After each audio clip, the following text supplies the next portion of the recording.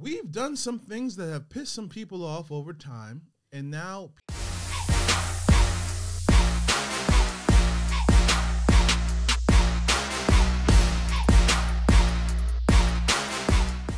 what is BRICS? Again, we've been having this conversation, this running dialogue of America's evolving, changing, devolving, evolving at the same time. People are essentially catching up in a lot of ways. Mm-hmm. And America has been the leader of the new school, but people, along with technology and ideology, have subsequently grown. I say this to say, we've done some things that have pissed some people off over time, and now people being more empowered and more emboldened and allying together, they've created things to duplicate or eradicate our systems of doing things. Am I tripping? Talk to me when I'm out of praise. Talk to me, because I'm stepping outside of my waters, my territory. No, you're good so far. You're good. So we had a bank collapse in California. Mm-hmm. Mm-hmm. During that time, I believe, was it Russia? Or no, pardon me, I'm getting two things mixed up. We had Russia and Ukraine going on. Still do. Still do. Media is wild, by the way. Oh, God. It's not a podcast for us, but it's just a wild. Just watch what you're watching. Anyway, we got Ukraine and Russia going on. Russia had some bread here. Yes. Yeah, Russia has some bread here. A lot of countries around the world, because that's what the world reserve currency is. Something happened to where their bread was here, and we were like, nah. Well, just going for Ukraine to begin with. That's something that the world didn't necessarily want, yes, there was. We didn't all agree. Yes. We didn't all agree on that. And tried to police that. We tried to police that, but we tried to do it financially. We did it Help me out. with so long story short, what Trevor is alluding to is the fact that back when Russia and the Ukraine war initially started, we kind of knew the lead up was coming.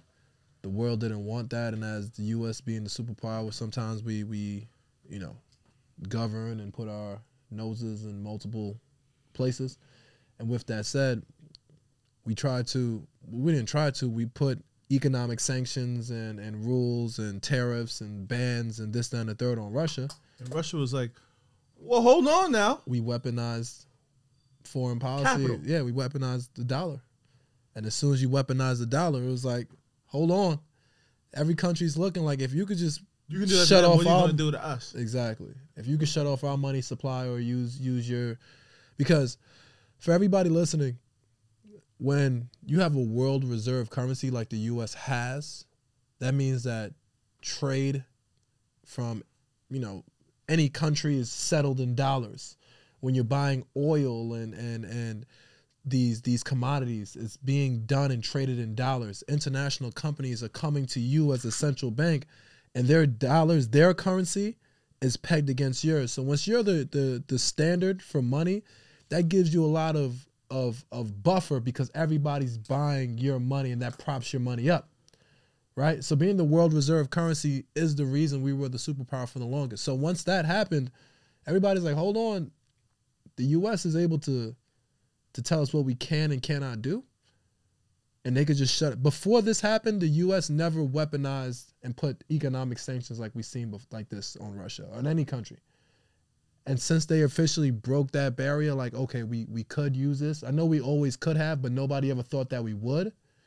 Now that it has, everybody's like, all right, if you could do it to them, why won't you do it to us? And that's what created BRICS. Well, BRICS was always an alliance. So to take a step back, what's BRICS?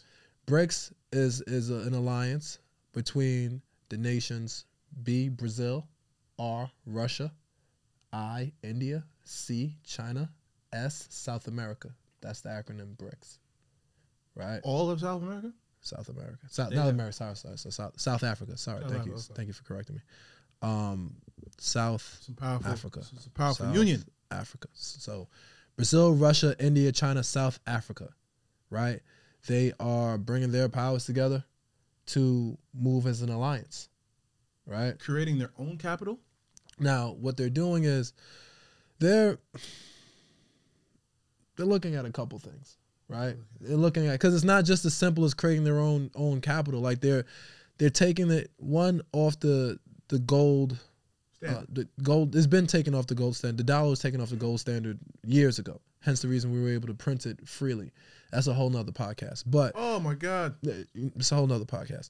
But they're taking it off the standard of the dollar being the global currency and doing all their trading in dollars. So now How does this affect America? it affects America tremendously, because before, when China and Russia does its trade, it's not being done in dollars anymore, which means that the U.S. currency isn't being propped up or making money on international trade anymore. Now it's being done in yen or whatever they use in Russia, because everybody's revolting against making the dollar propped up. So the stability, so how does it affect the U.S.? The stability that the dollar once had, we don't have it anymore, right?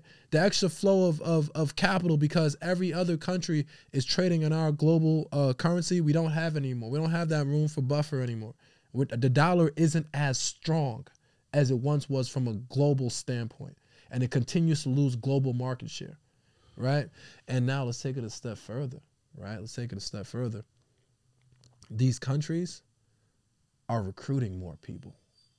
And Yeah. it looks like, in the near future, they have 6 new members that joined the organization, which is Saudi Arabia, Iran, Ethiopia, Egypt, Argentina, and the United Arab Emirates, UAE.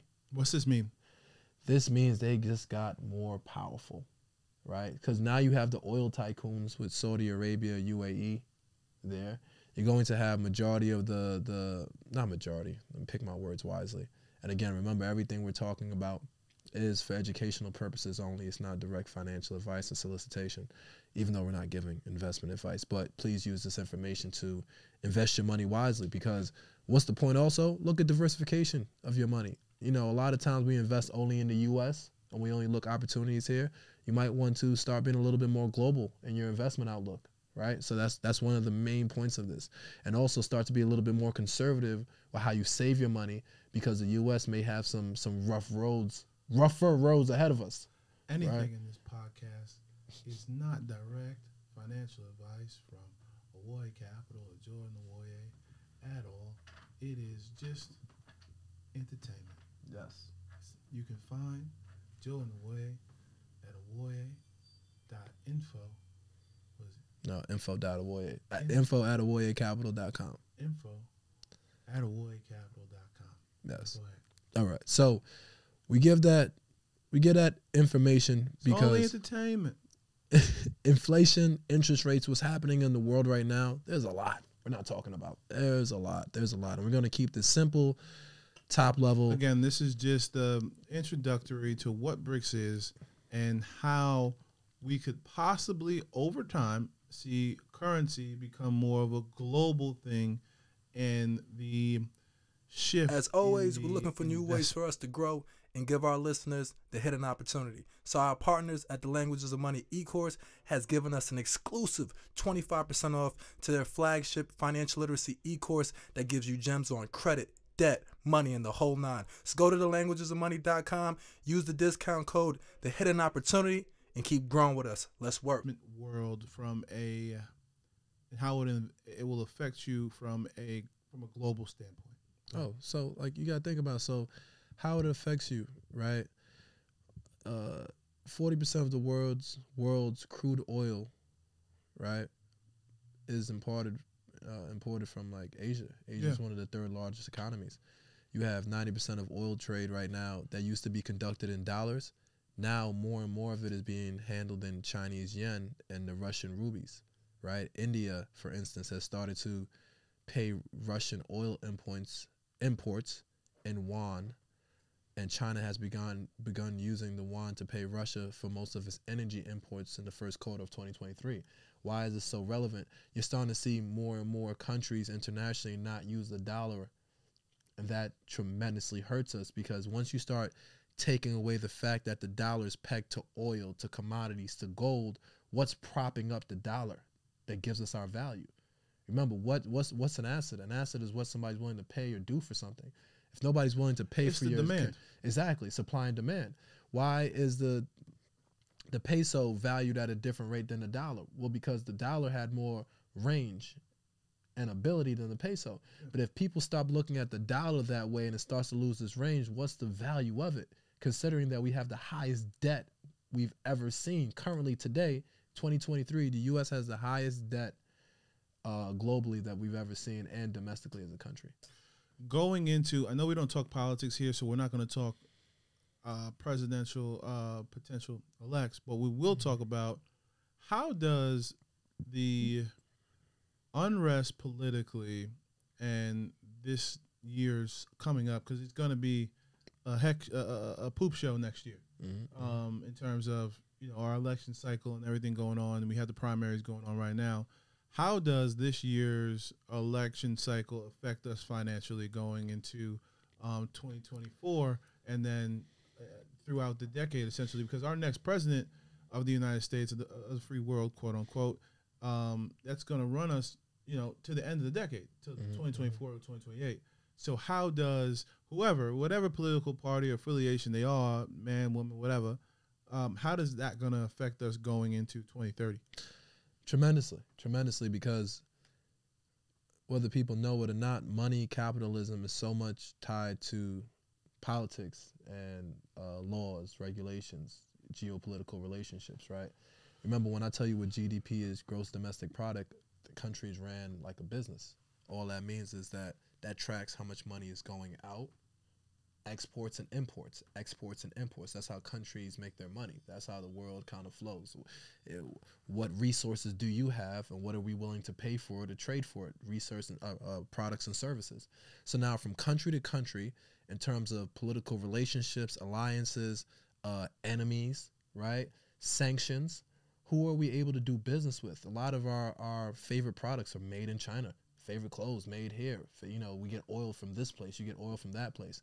So now, to answer Trev's question, in terms of the next political election, what happens next is very, very critical, because the alliances that are being formed, the wars that are going on outside, the de-dollarization of the global currency, the more that the U.S. kind of gets pushed to the side, and the next leader of the free world, if they're not in a position to rectify the relationships or create more confidence back in the U.S. economic system, and more countries continue to stray away and look from their independence away from the U.S., all that does is create a lack of stability and dissension, right, and destabilize the U.S. economy to where we may go in a more free fall.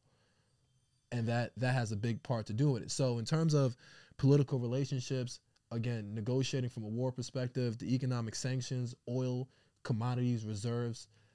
Even think about it when you talk about like clean energy and how that affects the climate crisis that's happening in the world today.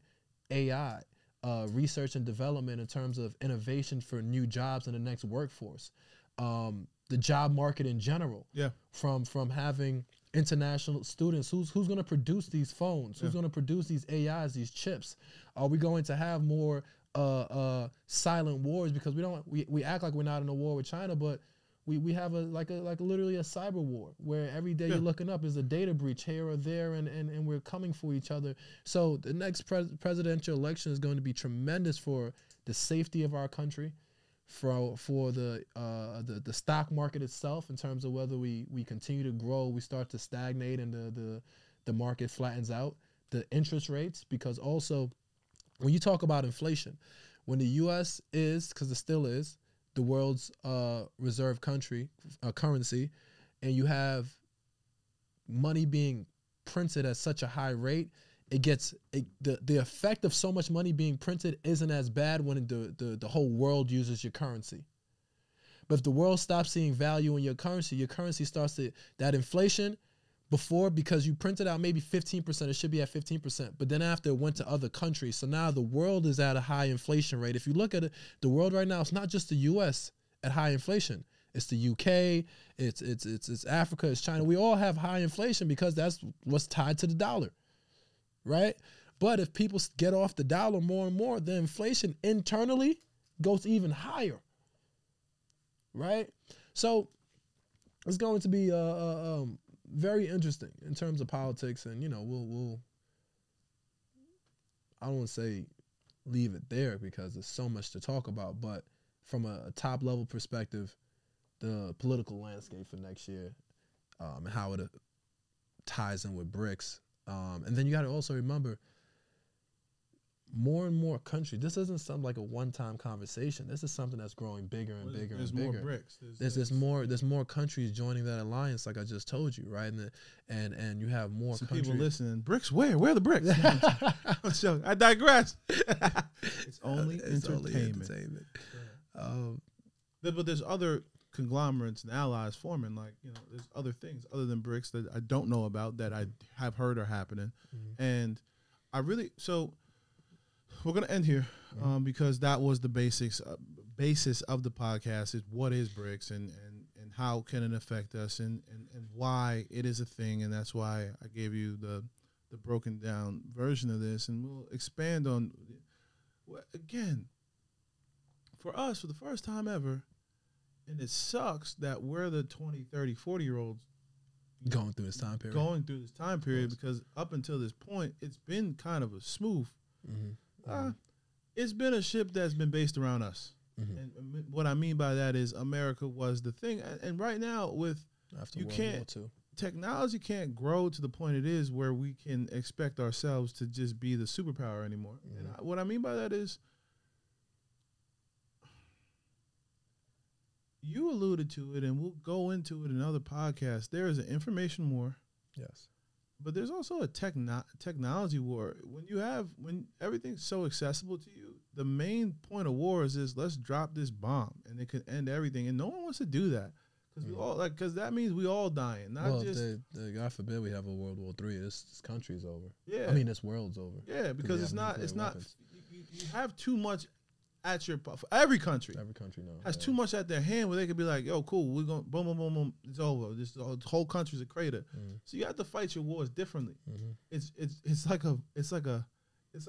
almost like a barbershop war of just technology fighters everywhere, and what I'll say to you is because we're gonna have more podcasts, and also we're not a political podcast, so we don't want to go too far into politics. We don't want to go too far into that. We will say is how you're getting your information is key. Where you're getting your information from is key. How are you're sourcing your information and fact checking your information against the other information that you may not subscribe to. Whether you're a Fox person, you might want to watch CSNBC. Whether you're a CSNBC person, you might want to watch Fox. That's all we're saying. I'm Trevor Jackson. And I'm Jordan Awoye. Thank you for listening to the Hidden Opportunity Podcast. Peace.